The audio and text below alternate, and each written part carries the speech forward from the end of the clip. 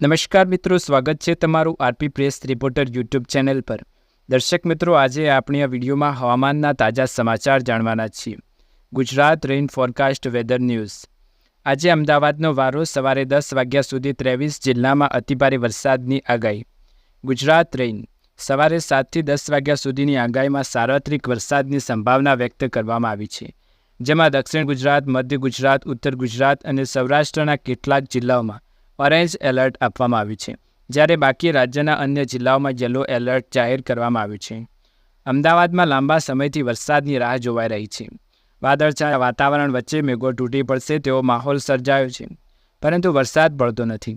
આવામાં સોમવારે વહેલી સવારથી શહેરના વાતાવરણમાં પલટો આવ્યો છે અને ઘણા વિસ્તારોમાં ધીમી ધારે વરસાદ શરૂ થયો છે।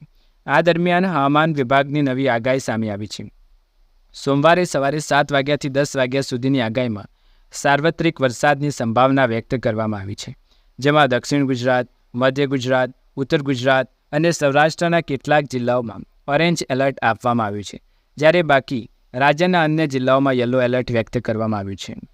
વાત કરીએ તો રાજ્યમાં બનાસકાંઠા, સાબરકાંઠા, મહેસાણા, ગાંધીનગર, અમદાવાદ, સુરેન્દ્રનગર, જૂનાગઢ, રાજકોટ, બોટાદ, ભાવનગર, અરવલ્લી, મહીસાગર, ખેડા, આણંદ, વડોદરા, ભરૂચ, નર્મદા, સુરત, તાપી, નવસારી, ડાંગ, વલસાડમાં ઓરેન્જ એલર્ટ આપવામાં આવ્યું છે, જ્યારે કચ્છ, બનાસકાંઠા, પાટણ, દ્વારકા, પોરબંદર, જૂનાગઢ, અમરેલી, ગીર સોમનાથ, દાહોદ, છોટાઉદેપુરમાં યલો એલર્ટ વ્યક્ત કરવામાં આવ્યું છે। બીજી બાજુ સવારથી જ અરવલ્લી જિલ્લામાં ધોધમાર વરસાદ જોવા મળી રહ્યો છે। અહીં મોડાસા, મેઘરજ, માલપુર તાલુકામાં વરસાદ પડી રહ્યો છે। બાયડ, ધનસુરા તાલુકામાં પણ ધોધમાર વરસાદ વરસ્યો છે। ભારે વરસાદને પગલે રસ્તા પર પાણી ભરાયા છે। માલપુરના ડુંગરના પાણીથી રસ્તાઓ પર નદી જેવા દ્રશ્યો જોવા મળ્યા। ઉપરાંત મોડાસા શહેર અને ગ્રામ્ય વિસ્તારમાં પણ ધોધમાર વરસાદની શરૂઆત થઈ છે। ગુજરાતમાં ફરી જામ્યો સાર્વત્રિક વરસાદનો માહોલ। નડિયાદમાં સૌથી વધુ 5 ઇંચ વરસાદ, 12 જિલ્લાઓ રેડ એલર્ટ કરવામાં આવ્યા। રાજ્યમાં સૌરાષ્ટ્ર અને દક્ષિણ ગુજરાતમાં ધોધમાર વરસાદને કારણે પૂર જેવી સ્થિતિ સર્જાઈ હતી। ત્યારબાદ સ્થિતિ કાબૂમાં આવી છે અને વરસાદી પાણી ઓસર્યા છે। ત્યાં તો ફરી એકવાર ગુજરાતમાં સાર્વત્રિક વરસાદનો માહોલ જામ્યો છે। વહેલી સવારથી અમદાવાદમાં કાળા ડિબાંગ વાદળો જોવા મળ્યા। 6 વાગ્યાથી 8 વાગ્યા સુધી મહીસાગર, વીરપુર તાલુકામાં 1.26, લુણાવાડા તાલુકામાં 3.74, ખાનપુર તાલુકામાં 1.57 ઇંચ વરસાદ ખાબક્યો છે, જ્યારે અરવલ્લી જિલ્લાના મોડાસા તાલુકામાં 1.85, મેઘરજ તાલુકામાં 1.73 ઇંચ વરસાદ ખાબક્યો છે। જો રાજ્યની વાત કરવામાં આવે તો ગત 24 કલાકમાં રાજ્યના 116 તાલુકામાં વરસાદ ખાબક્યો છે, જેમાં સૌથી વધુ વરસાદ નડિયાદમાં નોંધાયો છે, જ્યારે સંતરામપુર, દાહોદ, ઝાલોદ, મહુધા, ખેડાના વસોમાં 3 ઇંચ અને લુણાવાડા, કડાના અને ફતેપુરમાં 2 ઇંચ વરસાદ નોંધાયો છે। ગુજરાતમાં સૌથી વધુ વરસાદ નોંધાયો। ગુજરાતમાં અત્યાર સુધી સૌથી વધુ વરસાદ નોંધાયો છે। વરસાદના કારણે નદીઓમાં ઘોડાપૂર આવ્યું છે। અનેક જિલ્લાઓમાં પૂર જેવી સ્થિતિ છે। સાબરકાંઠા પંથકમાં વરસાદ ખાબકતા નદીઓના નવા નીરનું આગમન થયું છે, તો બીજી તરફ રાજસ્થાન અનેક વિસ્તારોમાં વરસાદ ખાબકતા પણ સાબરકાંઠાની નદીઓમાં નવા નીર ઉમેર્યા છે। વરસાદ વરસતા ખેડૂતોમાં ખુશીનો માહોલ જોવા મળી રહ્યો છે, જ્યારે બીજી તરફ ઓફિસે નીકળેલા લોકો અને વિદ્યાર્થીઓ થોડા મુશ્કેલીમાં મુકાયા હોય તેવું લાગી રહ્યું છે। અમદાવાદમાં છેલ્લા 3 વર્ષનો સૌથી ઓછો વરસાદ જોવા મળ્યો। 29મી જુલાઈએ ગુજરાત રાજ્યમાં સાર્વત્રિક વરસાદનો કહેર। અમદાવાદમાં શહેરમાં અત્યાર સુધીમાં 12.40 ઇંચ સાથે સરેરાશ 38.60% વરસાદ વરસ્યો છે। છેલ્લા 3 વર્ષમાં અમદાવાદ શહેરમાં નોંધાયેલ આ સૌથી ઓછો વરસાદ છે।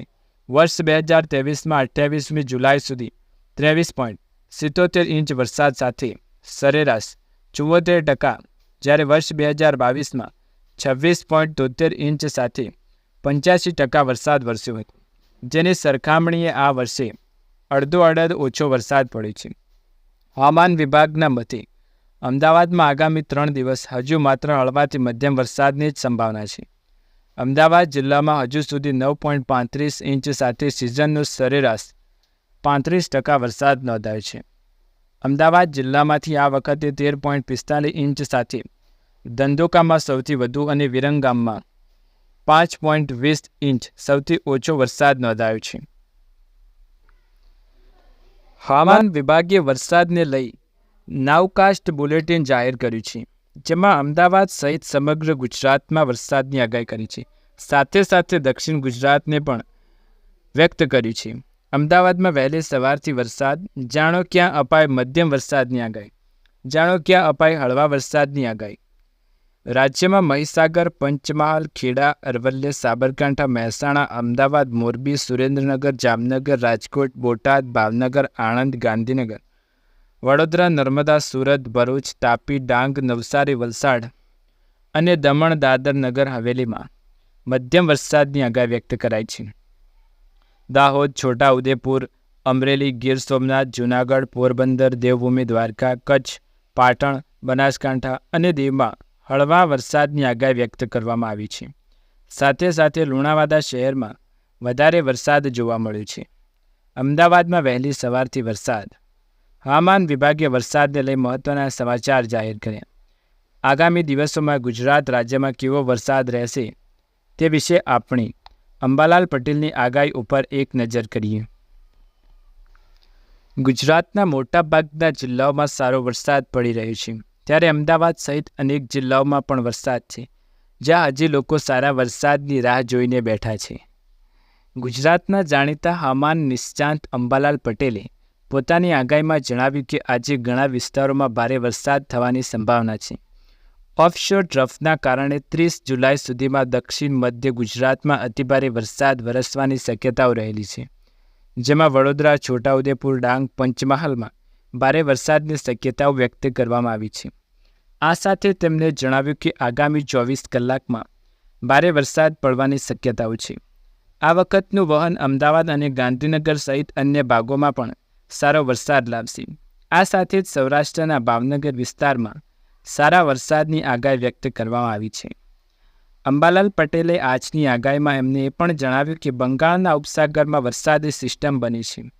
આ બોરો સર્ક્યુલેશન મધ્યપ્રદેશથી ગુજરાત બાજુ 1-2 દિવસમાં આવશે, જેથી 30 જુલાઈ સુધી ગુજરાત રાજ્યમાં અતિભારે વરસાદ પણ પડી શકે છે. ફરી વાત કરીએ તો 7 ઓગસ્ટના રોજ ગુજરાત રાજ્ય સહિત આ વિસ્તારોમાં પણ વરસાદની આગાહી વ્યક્ત કરવામાં આવી છે. અંબાલાલ પટેલે જણાવ્યું કે 30 જુલાઈ અને 7 ઓગસ્ટ આજુબાજુ સિસ્ટમ બનશે. 30 તારીખ આજુબાજુ બંગાળના ઉપસાગરમાં કંઈક અંશે સિસ્ટમ બની રહી છે. ઉત્તર ગુજરાતમાં વરસાદ આવશે, કારણ કે આ સિઝનમાં ઉત્તર ગુજરાતમાં સૌથી ઓછો વરસાદ નોંધાયો છે. હિન્દ મહાસાગર તરફ હાલમાં પણ વાદળો જમાવટ થશે, તેમજ પેસિફિક મહાસાગર ઉપર વાદળો નથી, જ્યારે ઉત્તર ઓસ્ટ્રેલિયા તરફ વાદળો નથી અને બંગાળના સાગરનું વહન પણ સક્રિય થઈ રહ્યું નથી. આમ વાયુમંડળમાં એટમોસ્ફિયરિક વેવ નબળી છે. તેમ છતાં 30 જુલાઈ અને 7 ઓગસ્ટ સુધી અતિભારે વરસાદની શક્યતાઓ વ્યક્ત કરેલી છે. દર્શક મિત્રો, આ હતા વરસાદને લઈ મહત્વના સમાચાર.